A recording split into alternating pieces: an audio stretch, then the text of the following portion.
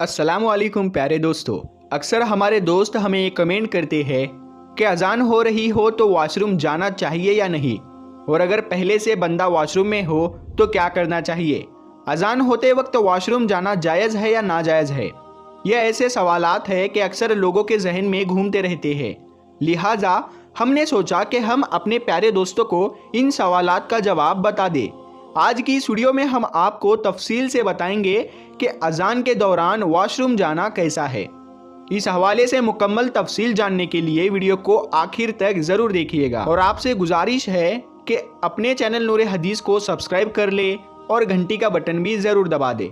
प्यारे दोस्तों, इस सवाल का जवाब बताने से पहले ये ज़रूरी है कि आपको अजान के बारे में बताए, उसकी अहमियत और उसको खामोशी से सुनने के बारे में बताया जाए, और ये बताया जाए कि खामोशी से अजान सुनने और इसका जवाब देने के क्या क्या फजीलत है। तो चलिए आपको अजान देने और अजान का जवाब देने के फ़ज़ाइल बताते हैं, जो कि हदीस नबवी सल्लल्लाहु ताला अलैहि वसल्लम में बयान हुए हैं। हज़रत अबू हुरैरा रदियल्लाहु ताला अन्हु कहते हैं कि मैंने रसूलुल्लाह सल्लल्लाहु ताला अलैहि वसल्लम को फरमाते हुए सुना कि मुअज्जिन की आवाज़ जहाँ तक पहुँचती है उसकी मगफ़िरत कर दी जाती है, और हर सुनने वाला उसके लिए मगफ़िरत तलब करता है, और अजान सुनकर नमाज में हाजिर होने वालों के लिए 25 नेकियां लिखी जाती है, और 2 नमाजों के दरमियान के गुनाह बख्श दिए जाते हैं। इस रिवायत में जिक्र है कि हर खुशकोतर चीज़ गवाही देगी, गोया इसमें जिन्नों, इंस, हैवानात, नबातात, जमादात सभी शामिल है। दोस्तों, जहाँ तक बात है कि अजान का जवाब देने की, तो इस हवाले से एक रिवायत में हज़रत मैमूना रदियल्लाहु ताला अन्हा कहती है कि एक दिन नबी करीम सल्लल्लाहु ताला अलैहि वसल्लम मर्दों और औरतों के सफ़ों के दरमियान खड़े हो गए और कहा, ऐ औरतों की जमात, जब तुम इस हबशी की अजान और इकामत सुनो तो तुम भी इसी की तरह कहना कि हर लफ्ज़ के बदले तुम्हारे हज़ार हज़ार दर्जे बुलंद किए जाएंगे। तो उमर रदियल्लाहु ताला अन्हु ने कहा कि या रसूल अल्लाह, ये तो औरतों के लिए है, तो मर्दों के लिए क्या अजर है। नबी करीम सल्लल्लाहु ताला अलैहि वसल्लम ने फरमाया, मर्दों के लिए दुगना अजर है ए उमर। फिर आप सल्लल्लाहु ताला अलैहि वसल्लम औरतों की जानिब मुतवज्जा हुए और फरमाया, अगर कोई औरत अपने शोहर की इताअत करती है, उसका हक अदा करती है, उसकी अच्छाई बयान करती है, और अपने नफ्स और उसके माल में खयानत नहीं करती, तो जन्नत में उसके और शोहदा के दरमियान सिर्फ 1 दर्जे का फ़र्क होगा।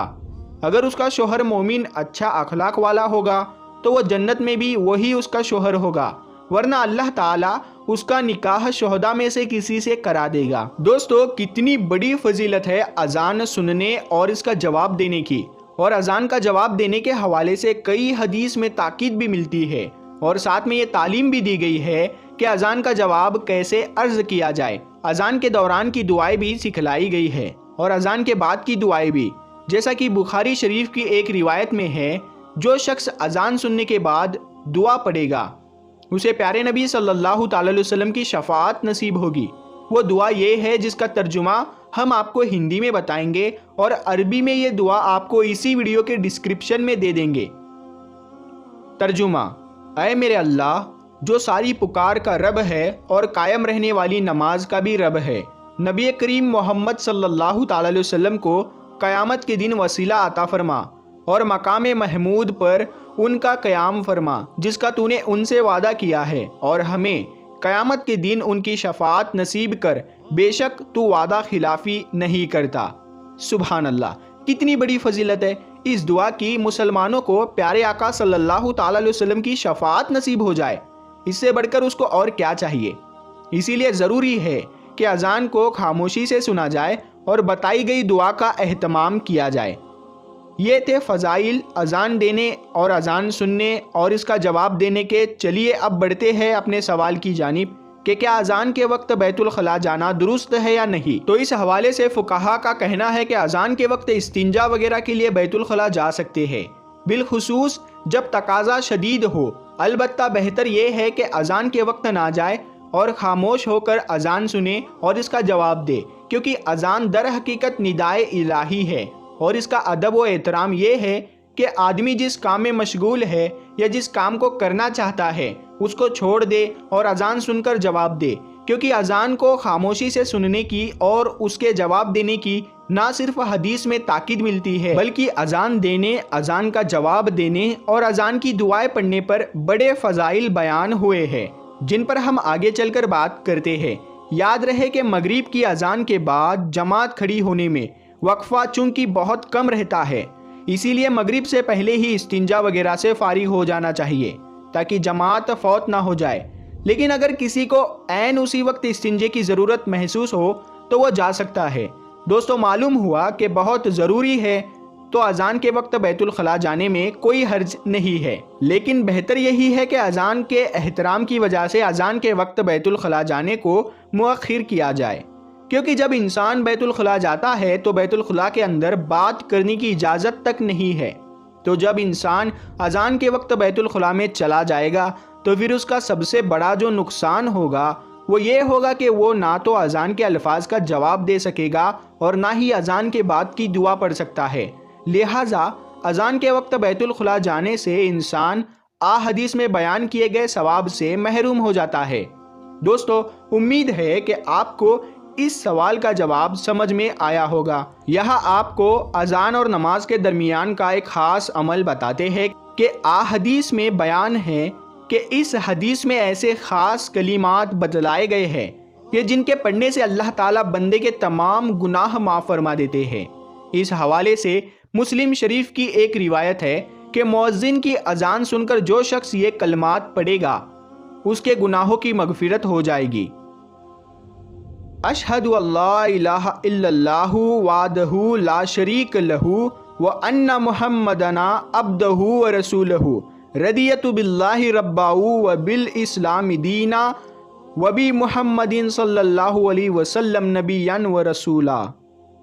دوستو، کتنے آسان کلمات ہیں کہ جن کو یاد کرنے اور اذان کے وقت پڑھنے میں کوئی خاص محنت اور دقت کی ضرورت نہیں، لیکن اس عمل کی وجہ سے اللہ تعالیٰ کی طرف سے گناہوں کی معافی کا وعدہ ہے۔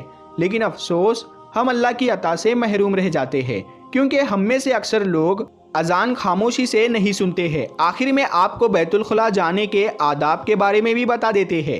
یاد رہے کہ قضائے حاجت انسان کی فطری ضرورت ہے۔ بیدار ہونے کے بعد عام طور سے انسان کو اپنی حاجت پوری کرنے کے لیے بیت الخلاء جانے کی ضرورت پڑتی ہے۔ اس ضرورت کو کیسے پورا کیا جائے؟